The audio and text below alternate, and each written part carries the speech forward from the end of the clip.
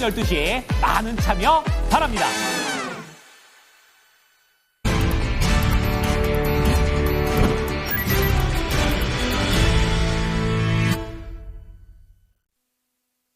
세컨스탁입니다. 알파경제 김종일사 토마토투자클럽 김민준 전문가 두 분 모셨습니다. 안녕하세요. 네, 안녕하십니까. 예. 오늘 또 이슈로 출발하겠습니다. 어떤 점을 봐야 될 것인가. 이 딥시크도 그리고 또 뭔가 관세도 사그라든 것 같은데 오늘장은요. 그래서 실적에 포커스를 맞춰보겠습니다. 현재까지도 실적 시즌입니다. 오늘 15일까지 대체적으로 종목군들이 성적표를 내놓게 되는데 어제 같은 경우는 유난히 실적에 따라서 영향받는 종목군들이 상당히 많았습니다. 특히나 또 위쪽으로 뻗어 올라가는 이런 반가운 종목군들이 많아서 더욱더 남은 종목군들 어떤 실적 발표가 있을 것인가 여기에도 관심이 쏠리고 있는데요. 어제 보면은 뭐 HT 현대 미포 같은 경우는 급락이 나왔었고 그리고 SK 바이오팜은 또 급등. DLENC를 비롯해서 건설 섹터 같은 경우도 실적에 대한 기대감이 하나도 없었는데 부진한 실적에도 이 뚜껑만 공개되면은 주가 급등이 나오게 됩니다. 그렇다면은 이런 현상 또 어떤 종목군들 전문가 눈에 들어왔는지 그리고 그 이유에 대해서도 좀 살펴볼게요. 김민준 전문가님 어떻게 보세요?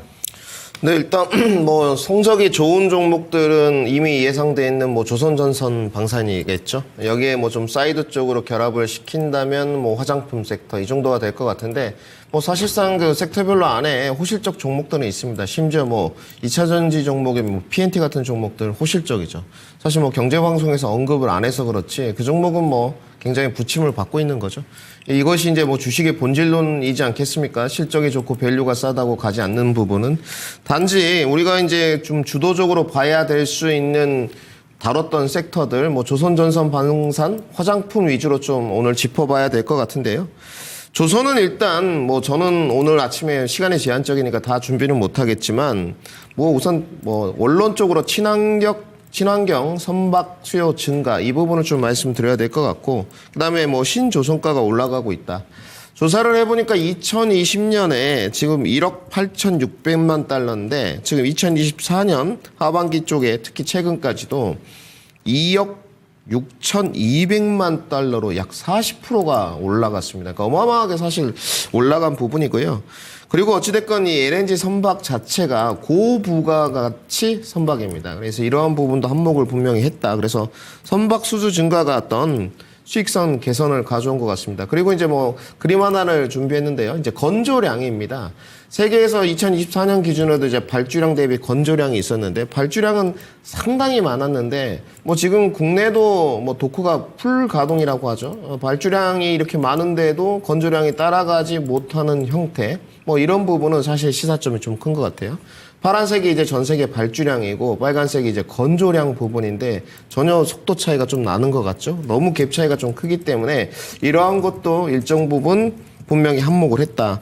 그리고 지금 조선이 좋아진 게 아니고 사실상 과거의 일감치를 3, 4년 동안 쌓아놨었습니다. 현재도 뭐 수주가 좋지만 그것은 이제 미래의 전망이고요. 그래서 이 쌓아놓은 3, 4년치 일감이 계속적으로 부분 실적으로 좀 반영되고 있고 그리고 이제 가장 크게 저는 보는 부분이 원재료 하락 부분으로 좀 보고 있습니다. 후판 가격 자체가 뭐 조선에는 뭐 20%, 뭐 좀 많게 보는 데는 25%까지 있습니다만은 후판 가격이 지금 작년에 이렇게 계속 내려오는 분위기거든요. 그래프를 보시게 되면 뭐 색깔 뭐 우리가 뭐 나눠서 볼 필요도 없습니다. 계속적으로 이제 우하향 곡선을 그리고 있는데 이런 부분은 사실은 한몫했다고 좀 보여져요. 그리고 이제 철강 업종이 워낙 안 좋다 보니까 철강 업체들이 뭐 후판 가격 올리는데 절대 양보를 안 했는데 지금은 지배적 지위는 아닌 것 같습니다. 약간 조금 밀리는 느낌? 조선 업체들의 이런 느낌이 좀 있고 조선 업체들도 지금 중국산 후판을 좀 많이 쓰는 분위기거든요. 분위기가 약간 좀 바뀌었다는 부분. 단지 언젠가 이 원자재 가격도 여러분들 무한정 내려갈 수는 없어요. 후판 가격이. 이런 부분은 꼭 참고사항으로 봐야 될 것 같고 하반기 그 후판 가격을 좀 조사해봤습니다. 톤당 지금 90만 원 초반 정도로 지금 분석이 되고 있고 중국산 후판 사용도 좀 증가하고 있다. 이런 부분이 조선에서는 가장 좋았던 부분이고 방산이랑 화장품은 간단히 언급드리겠습니다. 네. 방산은 뭐 여러분들 아시다시피 러시아 우크라이나 전쟁에 따른 모멘텀이 가장 컸다고 좀 보여지고 K방산에 따른 이제 품질 인증이 사실상 가장 컸던 것 같아요. 다른 나라에도 뭐 방산이 없지 않겠습니까? 근데 이제 뭐 탱크라든지 이런 부분 또 여러 가지 뭐 미사일이라든지 이런 부분들이 품질 인증을 좀 거쳤고, 화장품은 사실상 좀 드릴 말씀이 많은데 지금 이제 중국향이라는 말을 화장품에 드리면 싫어하거든요. 그런데 사실상 그렇진 않습니다, 여러분들. 조사를 해보니까 탈중국화가 이루어지고 있는 부분은 맞지만 화장품이 좋아진 부분은 중국의 어떤 수요가 좀 회복된 부분이 분명히 있어요. 중국의 주요 시장에서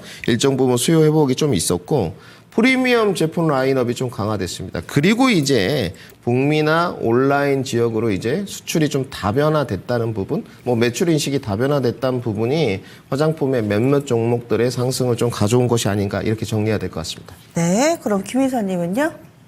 네, 일단 지금 실적의 핵심 포인트는 뭐 작년부터 쭉 실적이 좋았던 뭐 방산이라든지 조선이라든지 그다음에 이런 뭐 화장품도 작년 연초에는 좋았죠. 그러다 뭐 뒷부분에 조금 힘이 많이 달리기 시작했는데 이런 업종들의 전반적인 특징은 뭐 환율 효과도 있고 전반적으로 수출 물량이 증가했다라는 거죠.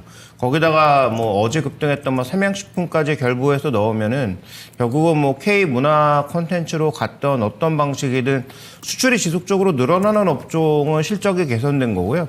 그다음에 이제 아까 언급하셨던 건설 업종을 포함한 일부 업종들은 결국은 쥐어짜고 있는 거죠. 상황 자체가 워낙 좋지 않다 보니까 사람 좀 덜어내고 임금 깎고 보너스 안 주고 이러면서 전반적으로 4분기에 이익 반전을 좀 나타내는 기업들이 늘어나고 있다. 이 부분을 좀 주목해 보셔야 될 것 같습니다. 그래서 4분기에 오히려 통상적인 기업들의 실적은 뭐 대부분 안 좋거나 아니면 뭐 컨센서스를 하회하는 일이 많았는데 정말로 위기에 도달한 기업들은 구조조정과 그다음에 비용 조절을 통해서 이익을 짜내고 있는 그런 상황이고, 그다음에 원래 좋았던 업종들은 수출에 이제 Q를 늘리면서 전반적으로 P가 같이 올라가는 그런 뭐 전형적인 모습을 보여주고 있다, 이렇게 좀 봐야 될 것 같습니다. 네, 그러면은 이제 향후의 전망으로 넘어가겠습니다. 사실 당장 내놓은 실적이 좋더라도 주가가 빠지는 경우가 있고, 뭐 건설이라든지 뭐 이런 몇몇 섹터들은 부진한 실적을 내놓으면은 오히려 또 빅베스로 받아들여지면서 급등하는 경우들이 있기 때문에 향후에 이 실적을 베이스로 해서 기대할 만한 종목군들은 어떤 쪽으로 보시는지, 그리고 조선주는 실적 좋을 걸로 알아서 실제로 좋은 실적이 발표가 됐고, 그렇지만은 어제 오늘 주가는 또 빠지는 모습이기 때문에 이 실적과 주가 간의 좀 차별화된 움직임, 여기에서 또 기대주를 찾아봐야 될 것 같아요. 김민주 전문가님 어떤 쪽이 좋다고 보세요? 너무 어려운 질문이시라서요. 사실 답변 드리기가 좀 곤란한데요. 왜냐면 저는 뭐 실적이나 이런 밸류에이션이 좀 싼 종목들, 뭐 특히 성장주는 고밸류에 사서 저밸류에 팔아라, 이런 말도 있지 않습니까? 단지 이것이 이제 주식의 약간은 정의에 가까운 이런 느낌은 있어요. 뭐 인정을 합니다. 그렇게 되면 좋겠죠. 근데 저의 뭐 주식의 본질론이라는 주관적인 생각은 그렇지 않거든요.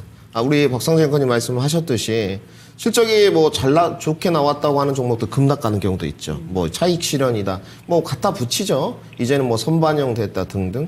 또 실적이 만약 안 좋게 나온 종목들인데 악재 소멸이다. 이러면서 또 주가가 오르는 경우도 맞아요. 있고요. 네. 그래서 저는 뭐 실적 대비 올라간다는 종목을 뽑게 되면 정말 뭐 가이던스들이 다 나와 있기 때문에 너무 쉽습니다. 뭐 셀트리온 등 뭐 반도체 종목에서 제우스, YC, 뭐 조선 쪽에도 올해 지금 한국조선해양 이런 종목들 계속 실적 우상향이거든요. 근데 거기에 따라서 주가가 계속 추세 우상향을 할지는 정말 주식하시는 분들이 이거 끝없는 이제 토론거리거든요. 뭐 이거는 뭐 100년이 지나도 해결이 안 될 문제인 것 같습니다. 뭐 적정 주가로 올라가게 되면 이제 밸류에이션도 좀 들고 나오게 되고 시장의 어떤 주도주 지배력도 들고 나오기 때문에 저는 섹터는 뭐 좀 차지하고요. 뭐 실적이나 이런 부분을 차지하고 앞으로 조금 올해 좋고 주목해 봐야 될 섹터는 어디인가. 저는 일단 조선은 뺐습니다. 좀 그 시장의 분석치와는 다르게 우선 반도체와 성장주의 시속 게임이 좀 일어난다고 보여지고 있고, 최근에 뭐 지금 고객 예탁금들이 약간 좀 늘어났어요. 57조, 58조로. 그러니까 52조, 53조 때보다 고객 예탁금이 늘어난 상황인데도 전체적인 섹터가 낙수 효과로 다 올라가지 않는다는 거죠. 이거는 시사점이 좀 있습니다, 사실상. 그때 그러면 안 좋을 때 이렇게 조전방들이 이끌었던 실적 섹터가 지금 낙수 효과로 고객 예탁금이 늘어났는데 좀 더불어서 올라가야 되지 않습니까? 근데 오히려 시속 게임, 뭐 삼성전자나 하이닉스가 좀 오르면 조선이나 이런 쪽들 내려오는 그 시속 게임을 좀 일으키고 있기 때문에 저는 조선은 뺐고요. 올해 주목 섹터는 역시나 빅데이터, AI, 인공지능 첫 번째로 뽑고요. 저는 뭐 B2B나 이런 부분에 관해서 조금은 다르게 그래도 최애 섹터 그리고 최고의 섹터가 되지 않을까 보고 있고 역시 그러면 삼성전자, 하이닉스. 그다음에 두 번째로 뭐 저는 실적 대비 이렇게 따라서 주가가 가는 것이 본질이 아니다고 보고 있기 때문에 올해 일론 머스크의 파워는 어마무시할 것이다. 저는 이렇게 보고 있습니다. 그러면 일론 머스크가 나온다면 뭐 2차 전지가 따로 나오면 좋겠지만 자율주행과 로봇입니다. 이걸 두 번째로 뽑고 있고요. 그리고 어찌됐건 뭐 트럼프가 됐을 때 미국의 인슈런스는 굉장히 고가입니다. 뭐 치료 못 받는 사람들이 워낙 많기 때문에 헬스케어하고 친제약 정책, 바이오는 좀 봐야 되지 않나. 그리고 이제 마지막 네 번째가 전기차 네. 배터리 섹터를 좀 포진시키겠습니다. 네. 그래서 실적이 좋다고 잘 가는 것도 아니고 실적이 안 좋다고 빠지는 것도 아니고 그렇기 때문에 뭔가 산업의 성장이라든지 현재 상황에서 앞으로 기대를 해볼 만한 섹터 네 가지로 압축을 해주셨어요. AI, 자율주행 로봇, 그리고 제약바이오, 여기에다가 2차 전지, 전기차 배터리 섹터까지 네 개로 알아봤습니다. 그러면 김 이사님은 어떠세요? 네, 일단 저는 지금 우리가 새롭게 신규 매수 관점에서 바라봐야 되는 섹터는 뭐 두 가지 정도로 저는 압축하고 있는데요. 첫 번째는 작년까지 너무 나빠서 볼 이유가 전혀 없었던 그런 업종들은 반전의 계기를 찾을 수 있을까가 핵심인데 그 중심축에는 소위 우리가 이제 경기재라고 불렀던 소재나 산업재 같은 종목군들이 있겠죠. 대표적으로 뭐 석유화학이라든지, 그다음에 어저께 급등했던 뭐 건설이라든지, 뭐 그 안에 이제 조선은 포함되어 있는데 조선은 뭐 주가가 올라갔으니까 저도 뭐 제외해야 된다라고 보고요. 그러면 그렇게 지난 한 2, 3년간 너무 안 좋았던 업종이 구조조정을 통해서든 아니면 뭐 업황의 반전을 통해서든 반전의 계기를 찾아낼 수 있는가가 핵심 포인트인 거죠.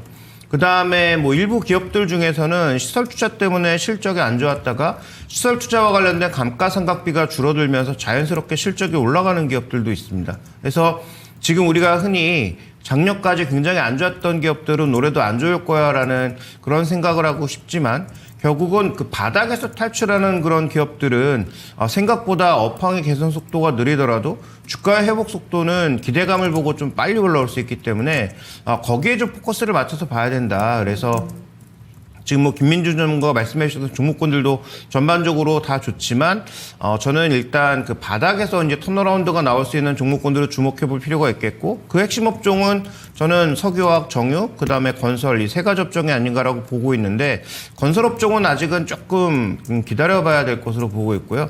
에너지 쪽의 정유라든지 그다음에 석유화학 쪽에서는 반전 신호가 나타나고 있는 뭐 일부 종목 정도가 있다. 이렇게 좀 봐야 될 것 같습니다.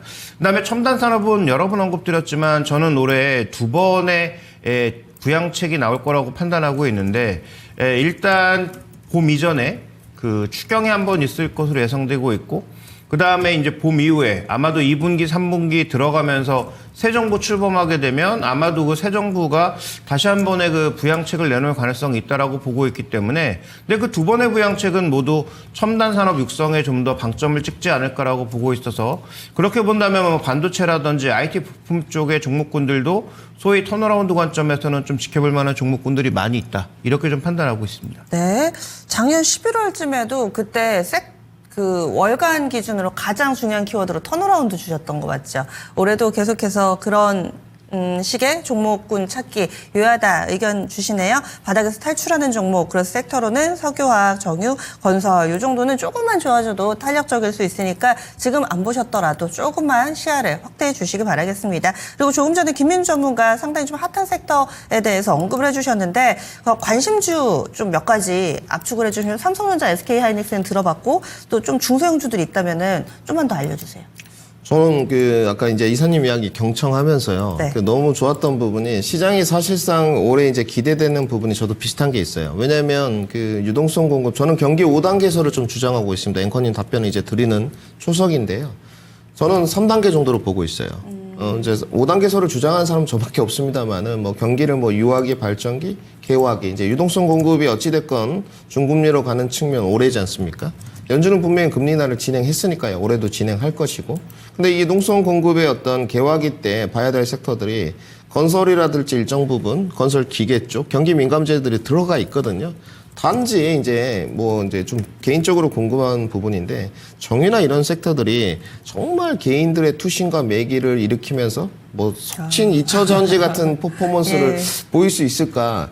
이게 제가 지금 올해 주식이 이제 17년째인데도 굉장히 고뇌가 좀 되는 부분이거든요. 그러니까 이런 부분들이 이제 너무 어렵기 때문에 시청자분들에게 성장주 중심으로 좀 포트폴리오를 짤 수밖에 없다. 이런 부분은 좀 분명히 말씀드리고 사실 이사님 이야기가 올해 지금 맞는 포인트가 분명히 있거든요. 네. 근데 이제 저가에서 실적이 좋아지는 부분들, 개선될 수 있는 부분들을 가치주 형태로 편제하느냐. 아니면 이제 성장주 형태로 편제하느냐가 이제 여기서 선택 사항입니다. 그래서 저는 성장주 위주로 이제 편제를 좀 하는데 뭐 앵커님이 질문하셨으니까 스몰캡 종목 중에서 아무래도 언급을 드려야 될 것 같아요. 자율주행 쪽에서는 칩셋 미디어를 좀 보고 있습니다. 그래도 저도 네, 실적을 안 볼 수는 없는 것 같고요. 뭐 칩셋 미디어가 이제 여러분들 아시겠지만 기술력 부분은 원탑이고요. 어찌됐건 반론의 여지가 없는 것 같습니다. 우리나라 IP 기업 중에서는 그래도 실체가 있다는 부분에 관해서는 모두 다 동의하는 부분이거든요. 이 부분에 관해서는 뭐 팩트입니다. IP 기업 중에서는 뭐 다른 IP 기업도 있어요. 단지 실체가 분명히 있고 실적 기반 종목이고 자율주행으로 올라갈 때 뭐 현대 오토웨이버부터 필두로 완도 정말 많죠. 근데 정말로 기술력을 모두 다가 총칭해서 총합으로 나눠봤을 때 실체가 있는 쪽은 여기라고 봐요. 어찌 됐건 저는. 그래서 올해 지금 퍼포먼스가 좀 나오고 차트 모습 보시면 최근에 굉장히 모양새가 좀 예쁘죠. 예, 뭐 예쁘기 때문에 뭐 참고하시고 좀 주목해 봐야 되지 않나 생각하고 로봇은 사실은 뭐 SPG하고 후발주자 중에서 이제 삼익THK를 본다고 했는데 뭐 사실 로봇 종목은 엄연히는 아닙니다만은 네. 최근에 HBM4의 모멘텀을 좀 갖고 있고 반도체의 비중과 로봇을 같이 갖고 있는 한 8대2 7대3 정도 됩니다. 제우스 정도는 올해 실적이 정말 턴어라운드 되는 쪽이거든요. 네. 작년에 뭐 실적들이 상당히 좋지 않았습니다. 여러분들 보셔서 아시겠지만 뭐 시장이 워낙 안 좋으니까 2023년에 71억 찍었고요. 이런 기업이 아니었거든요. 한 번도 두 자릿대로 내려간 영업이익이 없었어요. 근데 뭐 작년이죠, 이제. 나오겠지만, 뭐, 500억대 찍었고, 올해는 이제 700억대까지 올라가는 쪽이기 때문에, 이쪽은 뭐, 밸류에이션 부담이 없기 때문에 제우스 정도. 그리고 뭐, 실적이 다 올해 이제 제약바이오 중에 올라간다고 보는 쪽은, 사실 뭐, ABL 바이오나 이런 쪽이 뭐, 실적이 있겠습니까? 한올 바이오 파마도 뭐, 3억 정도고요. 마일스톤 쪽이지만, 실적이 도드라지게 올라갈 수 있는 쪽은, 그래도 우리가 기대와 희망을 걸어보는 쪽은 셀트리온은 제가 봤을 때는 올해는 좀 주목해봐야 되고 그 다음에 SK 바이오판까지 말씀드리도록 하겠습니다. 그리고 어제 추천해 주셨던 YC도 관련해서 좀 볼 수 있는 거죠. 네, YC는 뭐 올해 보시다시피 어제도 말씀드렸지만 영업이익이 이제 3배가 올라가는 쪽이기 때문에요. 주목을 좀 해봐야 될 것 같고 영업이익이 이제 3배가 올라가는데 뭐 증권사에서 가이던스를 정말로 형편없이 낸 것 같지는 않고 올해 저도 2.5배에서 3배 정도 넘는 영업이익은 네. 점프가 될 것이라고 보고 있고 밸류에이션이 뭐 12배, 13배 정도입니다. 부담스럽지 않기 때문에 지금은 좀 관심을 봐야 되지 않겠느냐 이렇게 정리해 드리겠습니다. 지금 삼성전자, SK하이닉스, 칩셋미디어, 제우스, YC, 셀트리온 이렇게 6종목을 얘기를 해주셨는데 이 가운데서 4종목은 빅테이크로 이미 앞서서 소개를 좀 해주신 바 있습니다. 그래서 실적이라든지 뭐 여러 가지 측면에서 성장하는 측면에서 메리트 있는 종목군들로 압축이 되어 있으니까 한번 좀 관심 가져보시고요. 다음으로는 포트폴리오 넘어가 보도록 하겠습니다. 리포트입니다. 체크인 리포트. 오늘은 종목 리포트만 3가지 골라주셨는데요. HL 만도, 한화솔루션, 아모레퍼시픽입니다.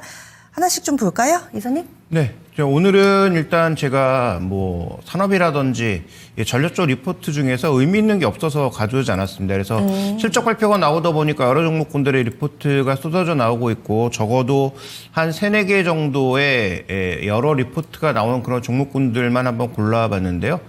오늘은 뭐 순서대로 볼까요? 일단 그럼 2개를 먼저 보도록 하죠. 하나솔루션은 여러 군데에서 얘기하고 있지만 핵심은 딱 한 가지입니다. 4분기 실적 좋았네. 왜?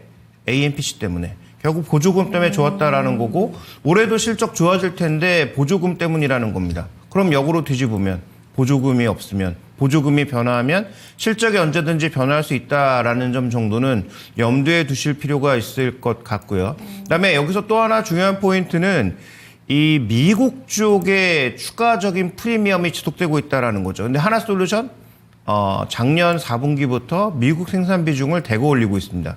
그러니까 다른 그 어떤 지역에서 또 누릴 수 없는 프리미엄을 단지 미국에서만 누리고 있고 그건 미국이 정책적으로 중국을 밀어내면서 나타난 효과라는 거죠. 그래서 하나솔루션의 주력은 모듈이고 최근에 이제 미국에서 모듈의 다른 부분의 생산량도 점차 늘려가고 있는 상황인데 뭐 이런 긍정적인 요소는 일단 AMPC에 큰 변화만 없다면 기대할 수 있고 석유화학 부분은 아직은 조금 쉽지 않아 보인다라는 의견이 전체적인 지배적인 의견이라고 봐야 될 것 같습니다. 자, 다음 아모레퍼시픽인데요. 아모레퍼시픽은 실적적인 측면에서는 약간의 좀 불안감을 내포하고 있으나 어쨌든 전체적으로 좀 개선되고 있는 것이 LG생활 건강과 더불어서 과거의 탑2가 조금씩은 나타내고 있다는 거죠. 그래서 작년 상반기까지는 실리콘2를 축으로 해서 뭐 조선미녀 등 전체적으로 미국 쪽에 갑자기 매출이 증가하고 있는 기초화장품 유통업체들의 촉강세가 이어졌다면 작년 4분기부터는 기존의 강자들이 우리도 있다라는 것을 조금 방증하기 시작했고요. 그게 이제 코스닥엑스를 통해서 아모레퍼시픽이 시작한 거고 최근 들어서는 LG생활건 같은 경우에는 후에 매출이 올라오기 시작하면서 이번에 그 11월 11일인가요? 그때 광군제 때 알리 매출이 크게 증가한 것을 기점으로 해서 종목군들이 좀 반전을 보여주고 있는데 뭐 글로벌 브랜드로 도약되고 있는 것은 맞지만 코스닥엑스의 성장이 4분기에는 조금 주춤한 모습이었어요. 그래서 이에 대한 성장 지속적으로 확인해 볼 필요가 있겠고 중국은 여러 가지 이제 사업들을 구조조정하면서 줄였잖아요. 그러면 이제 좀 확장은 아니면 수익성이 나야 되는 그런 지역으로 바뀌는 것을 확인해야 되지 않을까라고 보고 있고요. 아모레퍼시픽은 그래서 아마 그 증거사별로 목표가를 내리는 쪽도 있고 뭐 올리는 쪽도 있고 네. 뭐 여러 가지 의견들이 엇갈리고 있으나 핵심 포인트는 결국 중국에서는 최소한 이익으로 반전하고 글로벌 확장은 지속되어야 현재 대장주로서의 역할을 다시 찾아갈 수 있다. 좀 이렇게 봐야 될 것 같습니다. 그리고 이 지주사 사명 아모레퍼시픽 홀딩스로 바꾸고 뭐 자사주 소각이라든지 이런 주주 친화책 이런 내용들은 리포트에 별로 없나요? 네, 뭐 주주 친화책 자체는 그 해당 종목이 따로 있으니까 아마 이제 그 종목에 그렇죠. 해당하는 이슈이기도 네. 하고 그런 주주환원 자체가 아모레퍼시픽 자체에 미치는 영향은 뭐 제한적일 수도 있죠. 만약에 아모레퍼시픽 홀딩스가 아모레퍼시픽의 뭐 주식을 사서 뭐 소각을 한다든지 뭐 그런 형태라면 또 다른 얘기가 있을 수 있겠습니다만 아직 뭐 그런 부분은 크게 강조되지 않고 있는 것 같습니다. 네, 그래서 이렇게 두 종목은 봤습니다. 그리고 하나솔루션도 목표가 상향 조정 레포트도 있고 하향 조정 레포트도 있는데 일단 이사님 분석으로는 미국 쪽에서 AMPC가 어떻게 되는 것이냐 이것이 키다라고 또 기준점 잡아주시네요. HL만도 자세하게 보겠습니다. 네, 일단 HL만도는 전통적인 의견인데 작년 한 3분기 말부터 계속 긍정적인 리포트가 나왔지만 주가는 굉장히 오랜 기간 정체되고 있습니다. 근데 HL만도 같은 경우에는 저는 뭐 긍정적으로 보고 있는 것은 이 기업이 2023년부터 실적이 안 좋아지기 시작해서 작년 한 2분기까지 실적이 굉장히 안 좋았어요. 근데 그 실적이 안 좋아졌던 핵심 포인트가 뭐냐면 2021년, 2022년에 엄청나게 투자를 많이 했습니다. 그때는 뭐 돈도 조금 벌 때였고, 그 다음에 이제 미래차를 위한 준비가 필요해서 여기저기 뭐 지분도 사고, 근데 지분 샀던 회사들이 망가진 회사들도 많고 뭐 그러다 보니까 결국은 HL만도가 감가상각비를 지속적으로 상각하는 과정에서 재작년과 작년 실적은 좋지가 않았던 거죠. 근데 그 감가상각이 지금 거의 끝나가고 있단 말이에요. 그러면서 다시 뭔가 조금씩 올라오고 있는데 준비된 그림에서 보시는 것처럼 지금 수주가 지속적으로 올라오고 있는데 올해 4분기에 실적 발표하면서 얘기한 실적의 전체적인 수주 목표는 너무 보수적이다라는 의견이 대부분입니다. 대부분의 그 증권사들의 의견에서 너무 보수적으로 잡았다. 이거보단 더 넣을 거다라고 좀 보고 있는 상황인 건데 왜냐하면 여전히 현대차 비중이 가장 높기는 하지만 50% 아래로 내려간 상황에서 지금 미국의 회사들, 그러니까 현대차를 제외한 미국의 회사들, 그 다음에 중국의 회사들, 로컬 업체들에게 납품하는 비중이 점점 올라가고 있고요. 그 다음에 하이브리드, 기존의 내연기관차, 그 다음에 전기차 이런 포트폴리오도 굉장히 다변화되어 있는 상황이고요.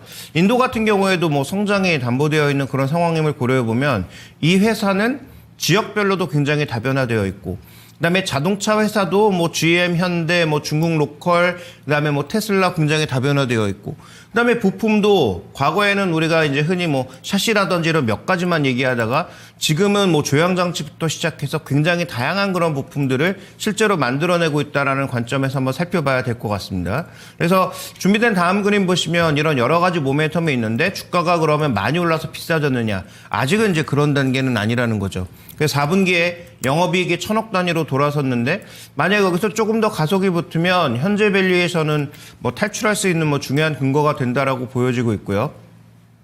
자, 마지막 그림은 4분기에 이제 순이익에 타격을 줬던 게 자회사입니다. 중국 자회사가 주가가 급락하면서 4분기에 이제 그 실적에 타격을 줬다라고 봐야 되는데, 왜냐하면 그 보유 자산 가격이 떨어지니까 그 부분에서 타격을 줬는데, 올해 들어서는 또 주가가 저점에서 좀 반등하고 있는 상황이에요. 물론 저고점에서 떨어져서 지금 올라가는 게 보이지도 않는데, 올해 지금 한 달 조금 넘은 구간에서 YTD로 계산해 보면 40%가 넘게 올랐단 말이에요.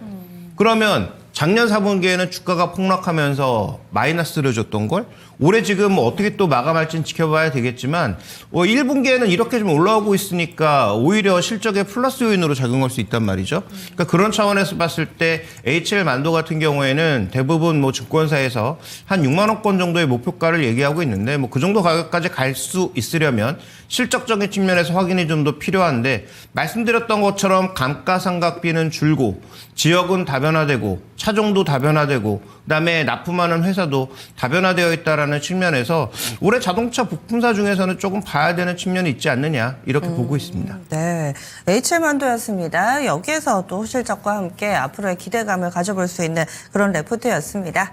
다음 빅데이터 넘어가겠습니다. 오늘 김민준 전문가 빅데이터 종목입니다. 이노와이어리스를 제시해 주시는데, 요즘 통신장비 쪽도 슬쩍 들썩들썩하고요. 이 종목 어떤 쪽 포커스 맞추시나요? 네, 뭐 오랜만에 우리 김종희 이사님 때문에 어제 좀 봤고요. 쭉 봐봤습니다. 예. 네, 이사님 자꾸 이제 5G 이야기 해주시길래 그 2021년도에 매매를 엄청나게 했던 것 같아요. 뭐 KMW, RFIG, HIC, 뭐 에이스테크, 저는 투자를 진행해 보지는 않았고요. 결과물은 뭐 그때 다 좋았었습니다. 근데 그때 왜 5G를 매매만 진행했느냐, 이 부분이 이제 앵커 주파수 때문이었거든요. 모 증권사 이제 사실 이름 말해도 될 것 같은데요. 김홍식 연구원 분이시죠. 5G 리포트를 굉장히 많이 내는데, 그분의 그 분석만큼 실적들이 도드라지게 나오진 않았어요. 사실 우리 정부에서 스타트업 기업 육성한다고 대기업들에게 주지 않고 중소형 기업들이 이제 개발에 박차를 가하고 있는데, 그나마 좀 뒷배가 튼튼한 데가 어디일 것이냐, 향들은 좀 있습니다.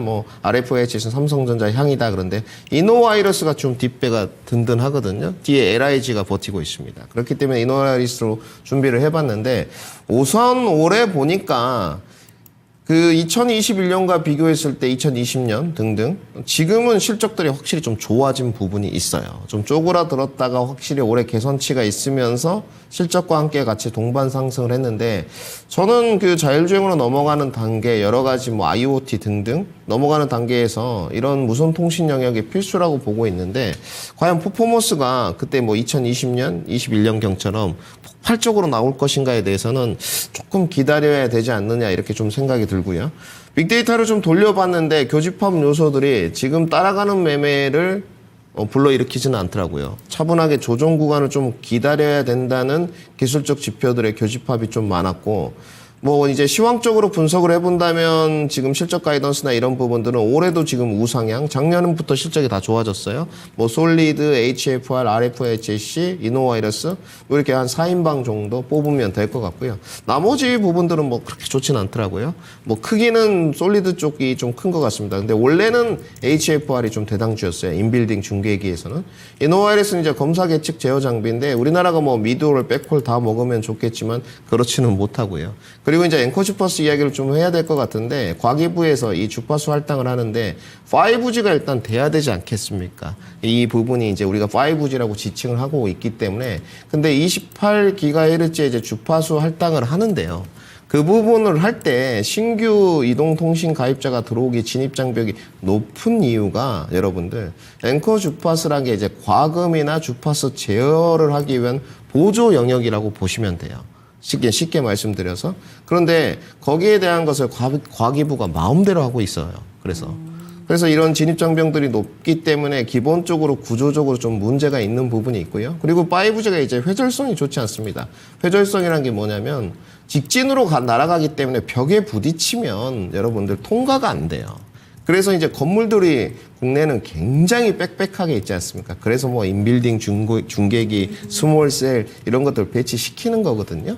단지 해외로 보게 되면 굉장히 광활한 대지죠. 5G가 조금 도드라지게 부각될 수밖에 없습니다. 국내하고는 뭐 지형적 상황이 틀리기 때문에 그러면 올해는 좀 주목해 봐야 되지 않나 생각이 드는데 지금 현재 이제 섹터들이 낙수효과로 막 이렇게 돌아갈 때 좀 덜 오른 종목들을 찾아서 다닌단 말이죠. 그 중에서 덜 올랐는데 실적에 괜찮네. 5G를 덥석 물면 낭패가 될 공산이 큽니다. 그래서 오늘 좀 준비를 해봤고 뭐 결론부터 말씀드리면 오늘 목표가랑 손절가를 드리지 않았어요.